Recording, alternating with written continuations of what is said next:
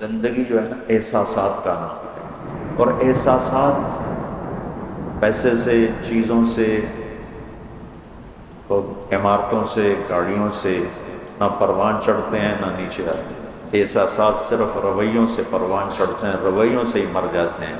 اچھا والدین، اولاد فرما برداری سے چل رہی ہو تو والدین عرشوں پہ ہوتے ہیں، اور ان کے سونے چاندی کے بیڈ روم، اور اولاد ان کو آنکھیں دکھائے گریبان پکڑے تو وہ تحت الثری میں پہنچے ہوتے ہیں۔ بیوی کو سونے میں تولا ہو اور اس سے باہر عورتوں سے تعلق ہو تو بیوی کہتی مر جاؤں تو اچھا ہے۔ کہ زندگی رویوں سے پروان چڑھتی ہے۔ یہاں زندگی بیان ہو رہی ہے۔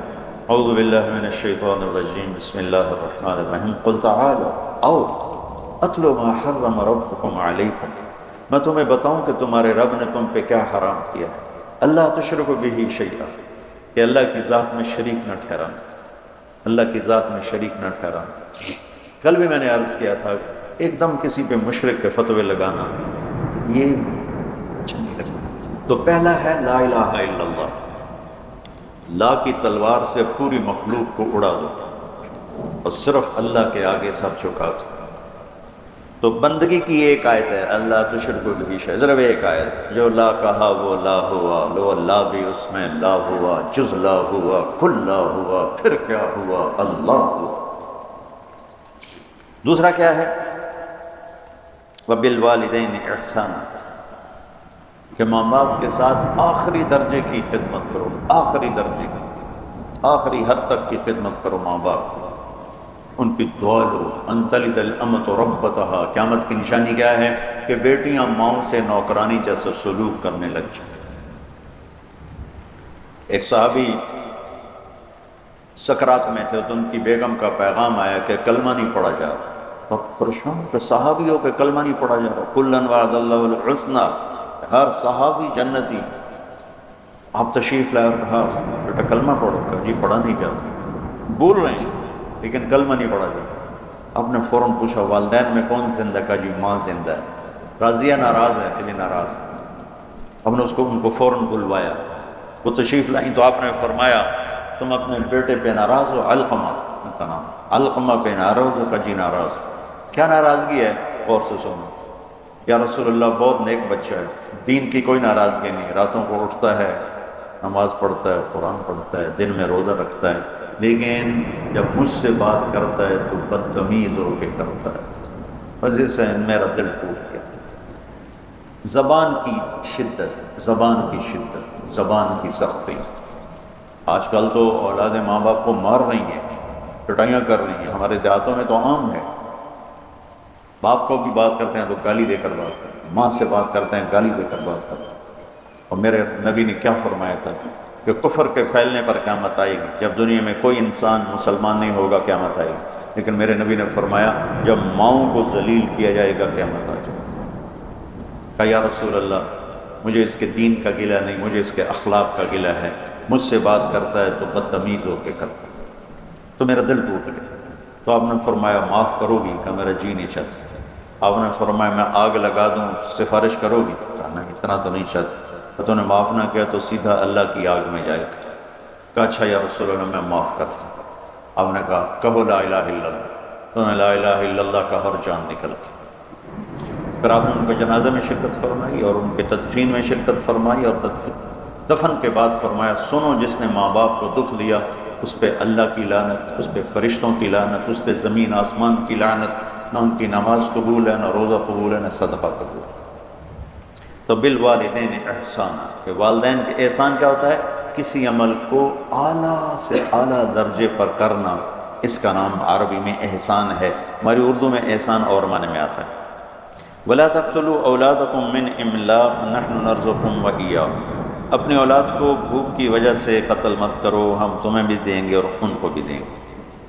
سورہ بنی اسرائیل میں یہی آیت ہے لا تقتلوا اولادکم خشیۃ املاق نحن نرزقهم وإیاکم۔ یہاں ہے لا تقتلوا اولادکم من املاق نحن نرزقکم وإیاکم۔ یہ قرآن کی خوبصورتی ہے، یہ قرآن کا حسن ہے، یہ قرآن کا جمال ہے۔ سبحان اللہ۔ سورہ یاسین میں جاء من اقصى المدینۃ رجل یسعی، اور سورہ قصص میں جاء رجل من اقصى المدینۃ یسعی. ایک ہی جملہ ہے، ایک جگہ رجل کو پہلے، ایک جگہ رجل کو بعد میں. سبحان. اذ ارسلنا الیہم اثنین فکذبوہما فعزلناہم بثالث. وہ تین جو انبیاء آئے تھے ان کو لوگوں نے جھٹلایا، تو ایک آدمی ان کی مدد، حبیب نجار، ان کی مدد کے لیے دوڑتا ہوا آیا. یہ نہ کوئی یہاں موت کا مسئلہ ہے نہ زندگی کا مسئلہ ہے، تائید اور تردید کا مسئلہ ہے. قوم رد کر چکی ہے، وہ چاہتا ہے کہ ان کی تائید ہو. تو یہاں رجل آخر میں ہے. موسیٰ علیہ السلام ایک آدمی کو قتل کر چکے ہیں، اور ایک آدمی وہ خبر پہنچ چکی ہے، وہاں فیصلہ ہو چکا ہے اسے قتل کیا جائے. تو ایک آدمی وہاں سے دوڑ لگاتا ہوا آتا ہے، آ کے یہ بتانے کے لیے موسیٰ ان الملأ یأتمرون بک، تیرے تو وہاں قتل کے مشورے ہو رہے ہیں، بھاگ جا. تو یہاں آنے والے کی جو اہمیت ہے وہ بہت زیادہ ہے. تو ایک زندگی موت کا بن رہا ہے مسئلہ، تو یہاں رجل کو پہلے ذکر کیا. وہاں تائید اور تردید کا مسئلہ ہے، وہاں رجل کو بعد میں ذکر کیا. جو قرآن کی خوبصورتی ہے کہ لفظ کو آگے اور پیچھے کرنے سے اس میں حسن پیدا کر دیتا ہے، معانی بدل دیتا ہے. سبحان اللہ. تو یہاں ہے من املاک. تو آگے ہم تمہیں بھی دیں گے انہیں بھی دیں گے. یہاں صورتحال یہ ہے کہ والدین فقیر ہیں پہلے سے. وہ کہہ رہے ہیں کہ بچہ پیدا ہوگا تو وہ کھائے گا کہاں سے. تو اللہ تعالیٰ ان کو کہہ رہے ہیں تم اپنے فقر کا ڈر نہ کرو، تمہیں بھی دوں گا اور اس آنے والے کو بھی دوں گا. وہاں سورہ بنی اسرائیل میں والدین فقیر نہیں، کھاتے پیتے ہیں، لیکن ان کو ڈر ہے کہ بچہ آئے گا تو روٹی کا بوجھ بڑھے گا، پھر روٹی کہاں سے آئے گی، پھر پوری کہاں سے ہوگی. تو اللہ تعالیٰ نے وہاں کر دیا خشیت املاک، کہ تم کھا پی رہا ہے پر ڈر لگا ہوا ہے. تو اللہ نے وہاں بچوں کو پہلے کر دیا کہ آنے والے کو بھی دوں گا، تمہیں بھی دوں گا. یہ قرآن کی خوبصورتی ہے. تو اللہ تعالیٰ فرما رہا ہے کہ آج کل کی منصوبہ بندی، اس سے کل بھی میں نے بتایا تھا، پھر دوہرا رہا ہوں، کم بچے خوشحال کرانا ہے نہیں، نیک بچے خوشحال کرانا. چھوٹا خاندان زندگی آسان نہیں، نیک خاندان زندگی آسان. ہماری ایک چاچی تھی، وہ ہماری فیملی کی اس نسل میں تھی جہاں عورتیں 5 ہوتی ہیں، یا اولاد ہوتی نہیں، یا زیادہ زیادہ 2 زیادہ. تو اس کے قدرتی 2 ہوئے، ایک بیٹا ایک بیٹی. بیٹی کی بھی شادی ہو گئی، بیٹے کی بھی شادی ہو گئی. چاچی پہ چھو کر لی آ کے شالا کسی دے 2 نومن، شالا کسی دے 2 نومن. یا وہ دیواروں سے بات کرے یا نوکرانیوں سے بات کرے، کس سے بات کرے؟ کوئی بات کرنا 8-7 منٹ، کوئی اگو، کوئی پچھوں، کوئی کھمبے، کوئی سچ، کوئی روندا پہ ہے، کوئی ہنسدا پہ ہے، کوئی لڑدا پہ ہے. تو ماں باپ بھی مشغول ہوتے ہیں، اور 2 بچے 2 ہی اچھے. ارے بھائی بچے نیک اچھے 2 ہوں 10 ہوں، نیک ہیں تو شکر ہے اللہ کا. بدکار ہوں، ایک ہی ہو بدکار ہو تو کیا کرو گے؟ ساری زندگی روتے رہو، پیٹتے رہو. تو آج کے ماحول میں یہ اس کی یہ صورت بنی ہوئی ہے. رزق کا تعلق آبادی سے نہیں ہے، جو گھٹ بڑھ رہا ہے آبادی کی وجہ سے نہیں. سود، جھوٹ، ذخیرہ اندوزی، سٹے بازی، ہیرا پھیری، 2 نمبری، اس سے لوگوں میں فقر ہے. آبادی کی وجہ سے فقر نہیں ہے، یہ ظالم انسانوں کی وجہ سے طاری کردہ فقر ہے. اگر دیانتدار ہوں، بازاروں میں دیانت ہو، سچائی ہو، سٹا نہ ہو، جوا نہ ہو، سٹاک نہ ہو، تو سب کے چولہے جلیں گے. مدت سے لگ رہی تھی لب بام ٹکٹکی، تھک تھک کے گر گئی نگہ انتظار آج. تو اکھیاں تھک کے واپس آ جائیں گی. نہ سچا ملے گا، نہ دیانتدار ملے گا، نہ منصف ملے گا. ظلم ستم سے بھرا ہوا. اسلام کے باوجود جو ذلت ہے تو اس کی 3 وجہ ہیں. ہم جھوٹ بولتے ہیں، ہم ظلم کرتے ہیں، ہم دھوکہ دیتے ہیں. اور جو قوم سچ بولے اور دیانتدار ہو اور انصاف کرے، وہ کافر بھی ہوگی تو اللہ ان کو عزت دے گا. وہ مسلمان ہوں گے تو دونوں جہان کی عزت پائیں گے، کافر ہوں گے تو اس جہان کی عزت پائیں گے، آگے تو ایمان پہ فیصلہ ہے. اور جس قوم میں جھوٹ ہو اور دھوکہ ہو اور ظلم ہو، اللہ انہیں ذلیل کرے گا، چاہے ساری قوم رات کو تہجد پڑھے دن میں روزہ رکھے. یہ اللہ کا عالمی قانون ہے. وَلَا تَقْتُلُوا النَّفْسَ الَّتِي حَرَّمَ اللَّهُ إِلَّا بِالْحَقِّ. اور کسی کو قتل مت کرو، کسی کو قتل مت کرو کہ قتل کرنے والے پر فجزاؤہ جہنم خالداً فیہا 2 غضب اللہ علیہ 3 ولعنہ اللہ 4 وأعد لہ عذابا عظیما 5 عذاب اللہ نے قاتل کے لیے سنائے، غضب اور لعنت اور جہنم اور ہمیشہ کی جہنم اور عذاب عظیم۔ اور جب انصاف کمزور ہوتا ہے تو پھر ظلم و ستم شروع ہو جاتا ہے۔ ہماری عدالتیں انصاف ہی نہیں دیتی، ہمارے جج بکے ہوئے، ہمارے وکیل بکے ہوئے، اور ان سے پہلے ہمارے عوام ظلم و ستم کی انتہا کیے ہوئے ہیں کہ بے گناہوں کے نام بھی پرچے میں لکھوا دیتے ہیں، اور وہ بھی قتل۔ مولی عباد اللہ صاحب جیلوں میں جاتے ہیں، میں بھی ان کے ساتھ گیا ہوں لیکن زیادہ نہیں، کتنے بے گناہ لوگ وہاں سزائیں بھگتے۔ یہ تو کل ہو گئی تھی، میں نے اس کو دوبارہ دہرا دیا چونکہ یہ زندگی سے متعلق اور بہت اہم مضمون تھا، اس لیے میں نے اس کو دوبارہ دہرایا۔ پھر اللہ کہتا ہے ذالکم وصاکم بہ لعلکم تعقلون، یہ تمہارا رب تمہیں وصیت کر رہا ہے تاکہ تم عقل والے بنو۔ میں نے کہا تھا ارض واسعہ، سرسبز زمین، گل و گلزار سے بھری ہوئی زمین کو ارض واسعہ کہتے ہیں۔ وہ کلام جو دل کی زمین کو گل و گلزار بنا دے اسے وصیت کہتے ہیں۔ تو اللہ کہہ رہا ہے یہ میں تمہیں بار بار وصیت کروں گا، وصا، اوصا ایک دفعہ، وصا بار بار۔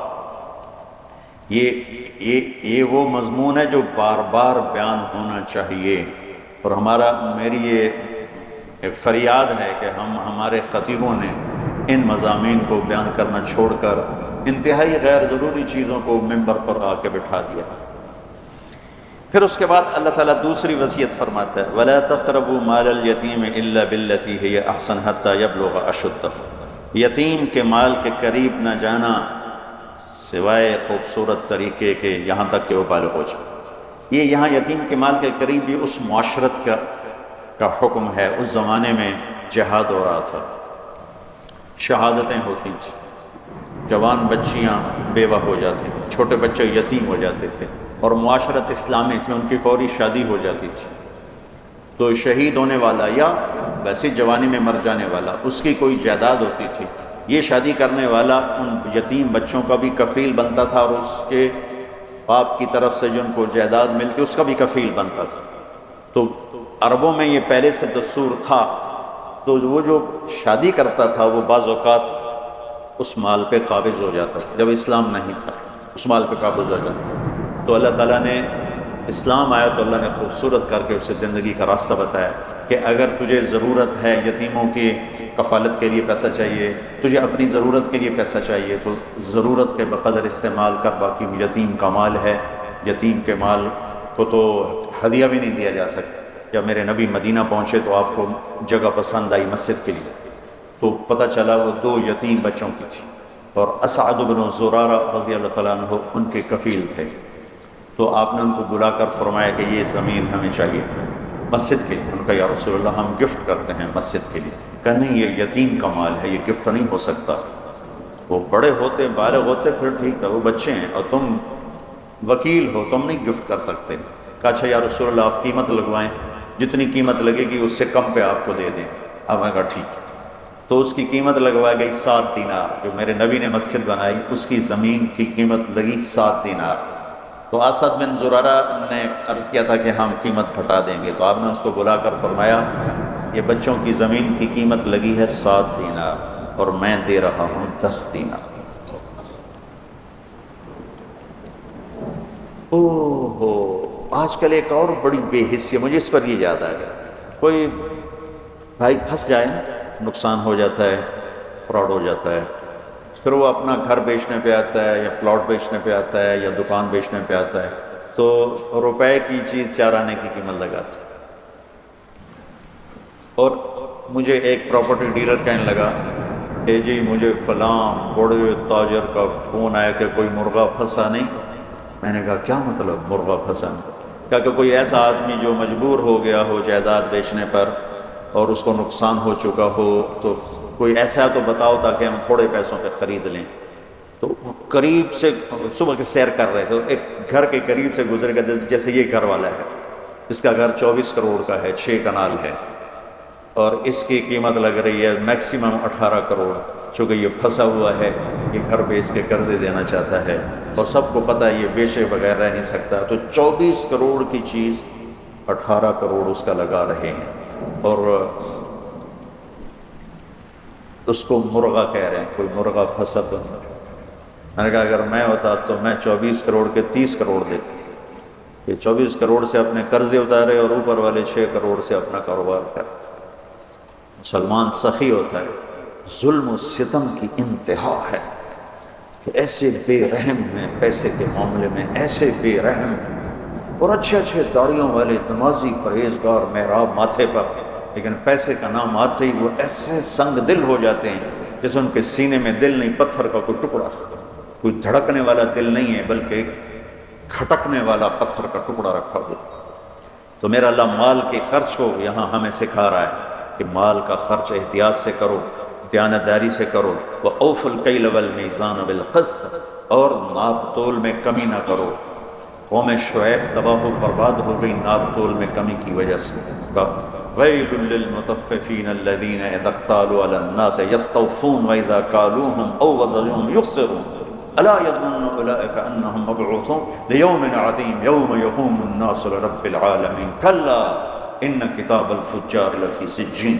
کتنی ڈانٹ آئی ہے یہ ناپ تول میں کمی کرنے والے، یہ جتنے کپڑے والے ہیں انہوں نے گز کو میٹر بنایا ہوا ہے، ہر پیمائش میں 3 انچ مار لیتے ہیں، ہر پیمائش میں 3 انچ۔ علامہ قرطبی کا ایک واقعہ تذکرہ میں کہ قرطبہ کے بازار میں صبح صبح ایک دکاندار اپنے ترازو کو توڑ رہا تھا، تو دائیں والے نے پوچھا بھائی کیوں توڑ رہے ہو؟ کہا بھائی بس میری توبہ میری توبہ، میں تو ڈر گیا ہوں کہ آج ہمارا پڑوسی مر رہا تھا اور ہم سب اس کو کلمہ پڑھا رہے تھے، وہ کہہ رہا تھا نہیں پڑھا جا رہا نہیں پڑھا جا رہا۔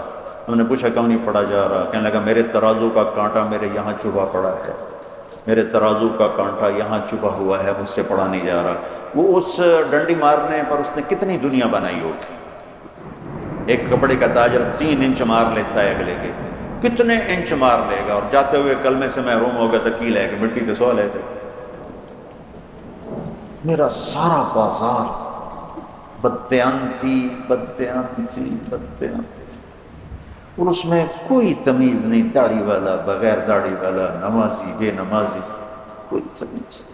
پرانی بات ہے، ایک دکاندار کہنے لگا جی میں قرآن پڑھ رہا تھا، ایک گاہک آ گیا جی تسی قرآن پڑھ رہے ہو، میں کہا تہاڈے کول ہی سودا لے لواں، میں جی 16 روپے میٹر دا کپڑا 48 روپے میٹر انہوں بیچا، میں کہا چنگی تھک لائیے، اس نے تیرے قرآن پہ اعتماد کیا، تو نے یہ ظلم کیا۔ جب معاملات آتے ہیں تو سب کا مذہب پیسہ بن جاتا ہے، اور اس طرح پھسلتے ہیں لوگ، اس طرح پھسلتے ہیں، 4 آنے 2 ٹکے پر ایمان بیچ دیتے ہیں۔ مسلمان کا سرمایہ ایمان ہے، مسلمان کا سرمایہ اس کی عزت ہے، اس کی آبرو ہے، اس کی غیرت ہے، اس کا ضمیر ہے، اس کی آخرت ہے۔ یہ چند ٹکے بچا کر اپنی ایمان، اپنی عزت، اپنی غیرت ہر شے داؤ پہ لگا دیتے ہیں۔ یہاں ہمارے عزیزوں میں سے ایک نے اپنے بچے کو بٹھایا ایک دکان پر، وہ دکان والے داڑھی والے نماز مسجد میں جا کے پڑھتے ہیں جب اذان ہوتی ہے، اور 4 مہینے بعد اس کو بھگا دیا۔ میں نے اس سے پوچھا اس بچے سے کہ تمہیں کیوں بھگا دیا؟ کہا جی میں سچ بتاتا تھا تو وہ مجھ پر ناراض ہوتے تھے کہ تو تو میرا کاروبار برباد کریں گا، سچ بول کے چل چھٹی کر، تو مجھے بھگا دیا۔ میں بیٹھا تھا، ایک نوجوان ہے، کہا جی میں آگمنٹن میں رہتا ہوں کینیڈا، ایک یہودی کے سٹور پر کام کرتا ہوں، اس کا فرنیچر کا سٹور ہے۔ تو میں جب پہلے دن اس کی نوکری میں گیا تو اس نے مجھے بلا کر کہا یہ سارا بیچنے کا ہے، لیکن یہ جو صفحہ پڑا ہوا ہے اس میں فالٹ ہے، تو کوئی کہا کہ یہ خریدنے لگے تو اس کو بتانا ہے کہ اس میں یہ فالٹ ہے۔ تو جو کہ میں پاکستانی تھا، میں نے کہا جی چھپانا ہے کہ بتانا ہے؟ اس نے کہا میرے بھائی بتانا ہے، چھپانا نہیں، بتانا ہے۔ ہم ایٹمی طاقت ہیں لیکن ذلت اور پستی کے انتہا پر ہیں، دنیا کی 7ویں بڑی ہماری فوج ہے، اور ہم پستی کے اسفل سافلین میں پہنچے ہوئے ہیں، جھوٹ کی وجہ سے، بددیانتی کی وجہ سے، کھوٹ کی وجہ سے، ملاوٹ کی وجہ سے۔ انسانیت اور انسانی اقدار ملیا میٹ کر کے رکھتے، تو میرا اللہ کہتا ہے اوفوا الکیل والمیزان بالقسط، کہ تولو، صحیح تولو، ناپ تول کے تولو اور کمی بیشی سے بچو۔ عبید رحمۃ اللہ علیہ ایک کپڑے کے تاجر تھے، تو ریشمی تھان 400 کا اور ناخالص ریشمی ناخالص 200 کا۔ بچے کو بٹھا کے گئے کسی کام، واپس آئے تو ایک آدمی تھان لے کے نیچے اتر رہا تھا، تھان تھا ناخالص ریشم۔ کہنے لگے بھائی کتنے میں لیا ہے؟ کہا جی 400۔ 400 عجیب، ہم مہنگا ہے۔ کہا جی نہیں ٹھیک ہے، میرے گاؤں میں 500 کا بکے گا، مجھے 100 درہم کا نفع ہے۔ کہا تو 300 اور کما سکتا ہے۔ کہا ابھی آپ کون ہو؟ کہا میں دکان کا مالک ہوں، اس کو ہم کو ساتھ لے لیں۔ بیٹے سے پوچھا یہ 400 کس لیے مانگا؟ بھول گئے تھے یا جان بوجھ کے؟ کہا میں نے 400 مانگا، اس نے دے دیا، شرعاً اب کوئی قباحت نہیں، اس نے مانگا۔ میں کہا بیٹا تجھے شرم نہ آئی مسلمان کو دھوکہ دیتے ہوئے؟ تجھے 200 پہ بھی نفع مل رہا تھا، 400 کیوں؟ تو اس کو 200 نکال کے دیے کہ بھائی یہ لے جا، 300 نفع بنا۔ جب یہ تجارت تھی تو جھنڈا پوری دنیا پہ لہراتا تھا۔ اب یورپ کی دکان پہ جاؤ، مال واپس کرو، خوشی سے لے لیں، یہاں لکھا ہوتا خریدا ہوا مال واپس نہیں ہوگا۔ میں نے کہا اگر کوئی یہاں کا تاجر ہوتا اور اس کا پتر 200 کی 400 میں بیچتا تھا، واہ میرا پتر تو پیونوں ہی کٹ گیا، ایلا 100 روپے، ایلا 100 روپے فلودہ کھا، ایویں چھری رکھیں جی میں رکھی ہے۔ ہمارا تاجر تو چھری لے کے بیٹھو کہ اسے ذبح کرنا ہے، آنے والے جیسے بھیڑیوں کو کوئی رحم نہیں ہے کہ بکری کے چھوٹے چھوٹے بچے ہیں، ایسے جب دل پیسے کا غلام ہو جاتا تو وہ بھیڑیا بن جاتا۔ پھر اللہ تسلی دیتا ہے لا نکلف نفسا الا وسعها، دیکھو میں جو کچھ تمہیں کہہ رہا ہوں تم کر سکتے ہو، کیسے کریں گے کیسے ہوگا؟ اللہ کہتا میں نے کوئی ایک بات بھی تمہاری ہمت سے زیادہ نہیں سنائی، یہ آج تسلی کے لیے۔ پیچھے بڑی بڑی ہمت والی باتیں آ رہی، نماز پڑھنے واسطے تو 1 لوٹا پانی چاہیے، 10 منٹ چاہیے، کیڑی قربانی؟ سچ بولنے کے لیے پسینہ آ جائے، صحیح تولتے ہوئے پسینہ آ جائے، مال کا عیب بتاتے ہوئے خبر لگ جائے۔ تو میں نے بیان کیا تو ایک ہمارا دوست ہے، اس کا شو روم ہے، تو ہماری جماعت گئی پشاور، اس کا بہت بڑا شو روم، تو میں اس کو ملنے گیا تو وہ مجھے دکھا رہا تھا، تو ایک گاڑی کھڑی تھی، ٹویوٹا نہیں، کہنے لگا یہ گاڑی دیکھ رہا ہوں، کہا یہ 1 سال ہوا ہے نہیں بک رہی تمہاری وجہ سے۔ میں کہا میں تو آج تیرے شو روم سے آیا، میری وجہ تو کیوں؟ کہا تم نے ترغیب دی تھی سچ بات بولو، تو میں یہ گاڑی لگ گئی تھی جب اس کو ٹرک سے اتار رہے تھے، تو اس کو ٹھیک کر کے ہم نے لگا دیا ہے، جو آتا ہم کہتے ہیں لگی ہوئے وہ چھوڑ کے چلا جاتا ہے۔ میں نے کہا مجھے دے دو میں خرید لیتا۔ اس وقت ٹویوٹا 5 لاکھ کی تھی، کہنے تمہیں جرمانہ کیوں ڈالوں، انشاءاللہ بک جائے گی، لیکن میں نے سوچا سچ ہی بولنا ہے جھوٹ نہیں بولنا۔ 1 سال وہ گاڑی کھڑی رہی، ابھی ہماری جماعت وہیں تھی تو اس کا فون آیا کہ میری گاڑی بک گئی، میں نے فالٹ بتایا تو بھی بک گئی۔ تھوڑا سا اللہ دیکھتا ہے پھر دروازے کھول دیتا ہے، اس لیے کہتا ہے لا نکلف نفسا الا وسعها، جو تمہیں بتا رہا ہوں نا تم کر سکتے ہو، تمہاری ہمت سے اوپر میں نے کچھ نہیں بتایا۔ وَإِذَا قُلْتُمْ فَاعْدِلُوا وَلَوْ كَانَ ذَا قُرْبَىٰ وَبِعَهْدِ اللَّهِ أَوْفُوا ذَلِكُمْ وَصَّاكُمْ بِهِ لَعَلَّكُمْ تَذَكَّرُونَ، اور جب بولو تو انصاف کا بولو، فَاعْدِلُوا، چاہے یہ گواہی تیرے رشتہ دار کے خلاف ہی جاتی ہو، لیکن بولو تو سچ بولو۔ اس سے مراد صرف گواہی نہیں ہے، اس لیے قلتم کا لفظ ہے جس میں وسعت ہے۔ وَلَوْ كَانَ ذَا قُرْبَىٰ میں اشارہ ہے کہ اگر تمہیں کہیں اپنے رشتہ دار کے خلاف بھی سچ نظر آئے تو بولو۔ گواہی کا لفظ نہیں ہے، قلتم کے اندر گواہی بھی ہے، اور قلتم کے اندر عموم ہے، جب بول انصاف کا بول، یعنی ایسا بول نہ بول جو کسی کی عزت کو اڑا دے، کسی کی پگڑی کو اچھال دے، کسی کی عزت نفس کو ذبح کر کے رکھ دے، کسی کی بیٹی کی عزت اچھل جائے، کسی کے بچے کی عزت اچھل جائے، ایسا بول نہ بول۔ یہ صرف عدالت کی گواہی کی حد تک نہیں ہے، عدالت کی گواہی کی حد تک نہیں، میرا مستقل مضمون ہے زبان کی حفاظت کرو، زبان کی حفاظت کرو، ماں باپ کے آگے سنبھل کے بولو، بیوی کے آگے سنبھل کے بولو، بچوں کے آگے، ہر انسان کے آگے سنبھل کے بولو، جہاں خون کے رشتے ہیں وہاں بہت زیادہ سہ جاؤ، تھوڑی دیر کی تکلیف ہوگی پھر اللہ تمہیں ایسی راحت دے گا کہ اس کا مزہ لو۔ پی جا ایام کی تلخی کو بھی ہنس کے ناصر، اللہ اس کی بخشش کرے، میرا دوست تھا ناصر، پی جا ایام کی تلخی کو بھی ہنس کے ناصر، غم کے سہنے میں بھی قدرت نے مزہ رکھا، جب سے تم نے مجھے دیوانہ بنا رکھا ہے، سنگ ہر شخص نے ہاتھوں میں اٹھا رکھا۔ صبر میں بھی ایک لذت ہے، ایک مٹھاس ہے، جیسے غصہ نکالنے میں ایک تسلی ہوتی ہے، بعد میں پشیمانی کے انبار لگ جاتے ہیں، پی جانے میں ایک کڑواہٹ ہوتی ہے، اور بعد میں راحت اور انبساط اور فرحت کے دروازے کھل جاتے ہیں۔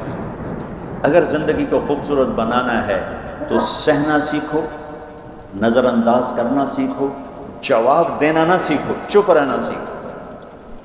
جواب دینا نہ سیکھو، چپ رہنا سیکھو۔ اس نے یہ کہہ دیا، اس نے کیوں کہہ دیا، اس نے یہ کہا، کہنے دو، گزر جاؤ تو اللہ تمہیں اندر کو ٹھنڈک پہنچا دے۔ کلمۃ العدل فی الغضب والرضا، یہ اس کی اصل تفسیر ہے کہ ہر حال میں زبان سے بول بولو، نپا ہوا، تلا ہوا، صحیح۔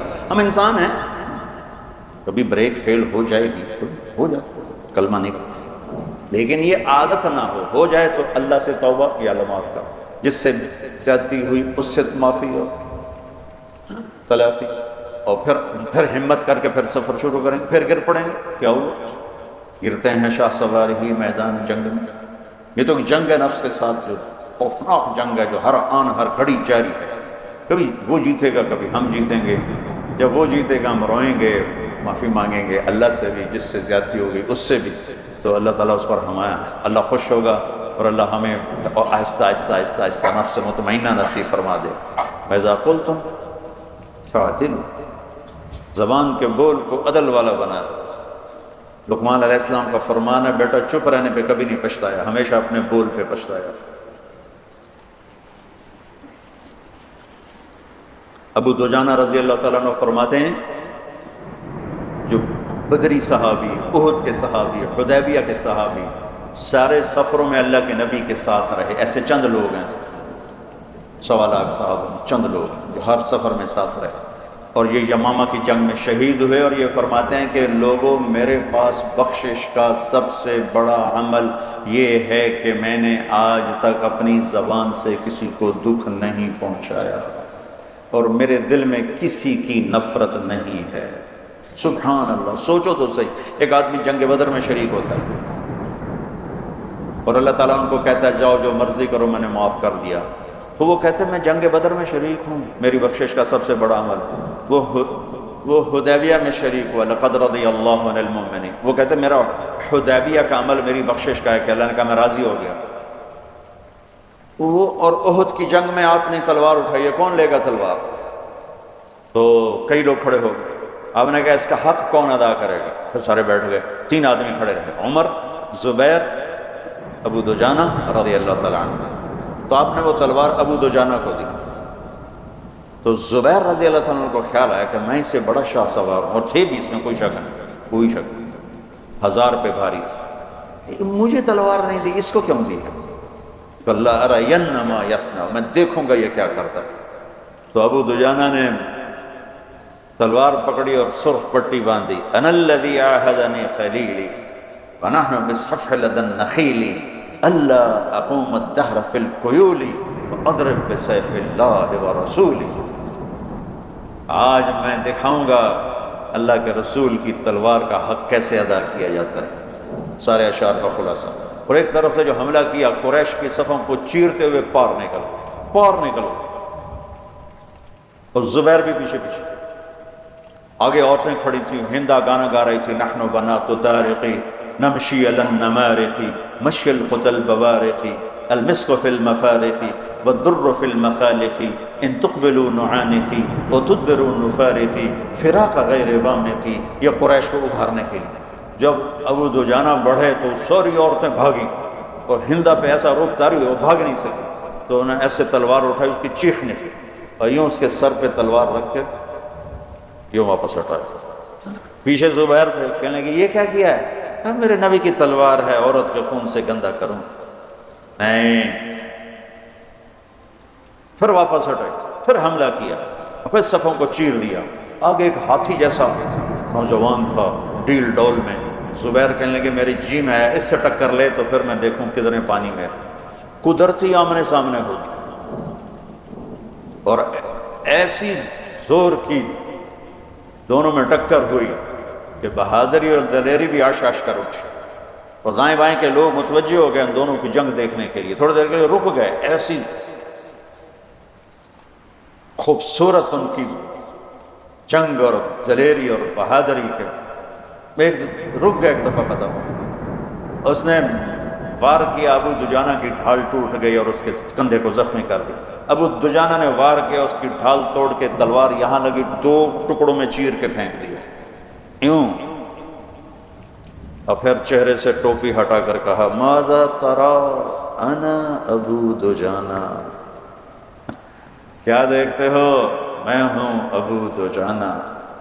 یہ بندہ اتنے بڑے بڑے فضائل والا ان باتوں کی بجائے کہتا ہے کہ میری بخشش کا سب سے بڑا عمل یہ ہے کہ میں نے آج تک اپنی زبان سے کسی کو دکھ نہیں پہنچایا اور میرے دل میں کسی کے بارے میں بغض نہیں ہے۔ میرے بچوں، اپنے دل کو بغض سے پاک کرو۔ مولویوں کے دل میں بغض زیادہ ہوتا ہے، پتہ نہیں کیوں، اس لیے کہ وہ قانون ہی پڑھتے رہتے ہیں، محبت کا سبق نہیں پڑھتے، فقہ ہی پڑھتے رہتے ہیں، وہ پھر غصے میں ہی ہو جاتے۔ ہمارے خواجہ غلام فرید سرائکی کے بادشاہ ہیں، وہ فرماتے ہیں سکھری تروش منصوری نو ان ٹھپرکھ کنز کدوری نو، ہادی نہ سمجھ ہدایہ کافی نہ سمجھ کفایہ، کافیہ بڑی مشہور کتاب ہے، تو وزن شعر کی وجہ سے اس کو بدلا ہے، ہادی نہ سمجھ ہدایہ کافی نہ سمجھ کفایہ، کر پرز شرع وقایا، یہ دل قرآن کتاب ہے۔ چونکہ قرآن سے نہیں جڑتے نا ہم، اور سیرت سے نہیں جڑتے، تو دل کی دنیا خشک سی ہو جاتی ہے، جیسے زمین پانی کے بغیر خشک ہو جاتی ہے، ایسی دل کی دنیا خشک ہو جاتی ہے۔ ساری امت کی خشک ہوئی پڑی ہو، تم سارے مولوی بیٹھے ہو، اس لیے میں تمہارے سامنے یہ کہہ دیا، ورنہ سب کا یہی حال ہے، غصے سے بھرے ہوئے، بغض سے بھرے ہوئے، برداشت نام کی شے کوئی نہیں۔ محبت کرنا سیکھو، محبت دینا سیکھو، حسن ظن سیکھو، نفرت سے دلوں کو پاک کرو، دل آزاری سے زبان کو پاک کرو۔ وَبِعَهْدِ اللَّهِ عَوْفُوا، اور اللہ سے کیے ہوئے عہد و پیمان کو نبھاؤ، اللہ سے کیے ہوئے عہد و پیمان کو نبھاؤ۔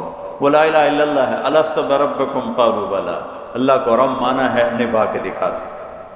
اللہ کہتا ذالکم وصاکم بہ لعلکم تذکرون، یہ اگلی وصیت ہے جو اللہ تمہیں کر رہا ہے کہ شاید تمہیں کچھ یاد آ جائے۔ پھر آگے اللہ خوشخبری سناتا ہوا ان ھذا صراطی مستقیم، یہی ہے میرا سیدھا راستہ، فاتبعوہ، اسی پہ چلنا، ولا تتبعوا السبل، دائیں بائیں چھوٹے رستوں پہ نہ جانا، فتفرق بکم عن سبیلہ، یہ تمہیں اصل راستے سے ہٹا دے گا۔ یہ ہے فرقہ واریت، کہ ان مسائل پہ لڑنا جن کا نہ جنت سے تعلق ہے نہ جہنم سے تعلق ہے، جس کا نہ آخرت سے تعلق ہے نہ دنیا سے تعلق ہے۔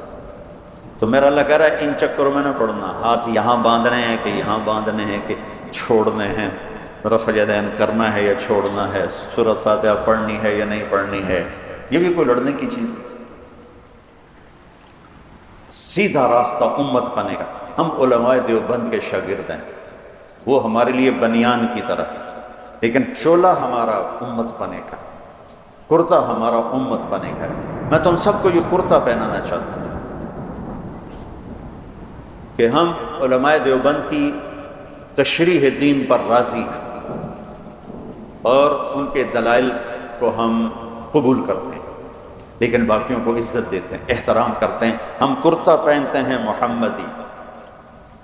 آگے میرے نبی کے دین کی تشریح میں، عقائد میں بھی اختلاف ہے، اعمال میں بھی اختلاف ہے، ترجیحات میں بھی اختلاف ہے، یہ سب انشاءاللہ جنت میں جائیں گے۔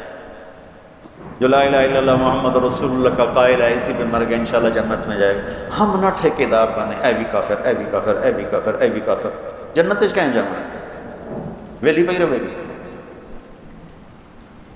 تو اللہ کہتا ہے یہ ہے میرا سیدھا راستہ، اور اس میں آپ دیکھو کہ سب اخلاقیات، سب، بس ایک تشرک بہ شیئا میں اشارہ کیا عقیدے اور عبادت کی طرف، وَبِعَهْدِ اللَّهِ أَوْفُوا، دو، باقی سب اخلاق اخلاق اخلاق، اور پھر آخر میں کہ یہ ہے اصل دین، اصل دین ہیں یہ چیزیں، ان اقیموا الدین ولا تفرقوا فیہ، دین ایک ہی ہے، جو اصول ہیں، جو فرائض ہیں، جو اخلاقیات ہیں، تمام اہل مکتب، اہل فکر، اہل مسلک، اہل مذہب کون کہے گا جھوٹ بولو؟ کون کہے گا بدکاری کرو، فحاشی کرو؟ کون کہے گا ماں باپ کی بدتمیزی کرو؟ کون کہے گا ناپ تول میں کمی کرو؟ کون کہے گا دھوکہ دو، فراڈ کرو، ملاوٹ کرو، کھوٹ کرو؟ کون کہے گا نفرت کی آگ جلاؤ؟ یہ ہیں وہ صراط مستقیم والی صفات جس پر چل کر ہم سیدھے آنکھیں بند کر کے چلیں، دوڑتے چلیں جائیں۔ باقی سب چھوٹی چھوٹی سڑکیں ہیں، گم ہو جائیں گے۔ یہ موٹر وے ہے، گاڑی ڈالو اور چلو، سزوکی بھی پار۔ یہ بہت بڑی وصیت ہے، اس کو وصایا ثلاث کہتے ہیں۔ سورہ انعام کیا پورے قرآن کے خوبصورت دروس اور اسباق کا خلاصہ ہیں یہ چند صفات۔